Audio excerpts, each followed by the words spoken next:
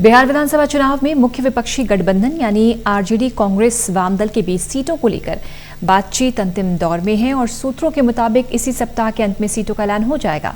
सूत्रों के मुताबिक आरजेडी जितनी सीटें कांग्रेस को दे रही है उसमें वो राजी है, लेकिन एक ऐसा मुद्दा है जो टूट की सियासी पटकथा लिख रहा है।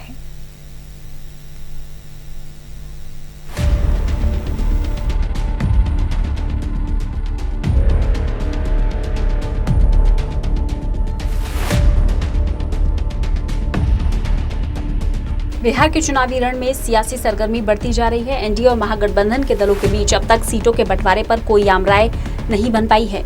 आरजेडी के नेतृत्व वाले महागठबंधन में मामला ज्यादा गंभीर नजर आ रहा है। मोर्चे के दो बड़े दलों में सीट बंटवारे को लेकर बवाल मचा हुआ है। लंबे समय से एक दूसरे के साथ ही रहे कांग्रेस और आरजेडी का गठबंधन टूटना लगभग तय माना जा रहा है। इतना ही नहीं, कांग्रेस ने बिहार की सभी 243 विधानसभा सीटों पर अकेले चुनाव लड़ने की दिशा में कदम भी आगे बढ़ा दिया है और उम्मीदवारों के नाम की सूची तैयार की जा रही है। कांग्रेस के सूत्रों ने इस बात की जानकारी दी है। सूत्रों की माने तो आरजेडी कांग्रेस को 73-75 सीटें देने के लिए राजी हो गई है। कांग्रेस भी इतनी ही सीटों की मांग कर रही थी, लेकिन इसके बाद भी मामला फंस गया। अब सवाल ये है कि जब मन मुताबिक सीटें मिल रही हैं, तो फिर कांग्रेस महागठबंधन से अलग होने का फैसला क्यों लेगी? दरअसल मामला सीटों की संख्या के बाद विधानसभा को लेकर फंस गया है।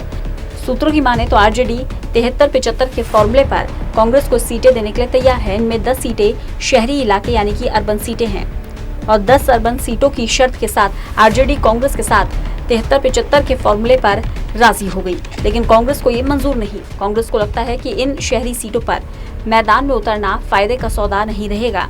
इन 10 सीटों पर कैडर उस तरह से तैयार नहीं है। अगर ऐसे में पार्टी चुनाव लड़ने के लिए हामी भरती है तो नुकसान होगा। इस तरह कांग्रेस का कहना है कि आरजेडी भले ही 73-75 के फॉर्मूले पर तैयार हो, लेकिन वह इसे 63-65 मानकर चल रहे हैं। ये संख्या सम्मानजनक नहीं है, इसलिए दोनों दलों के रास्ते अलग होने लगभग तय हो गए हैं।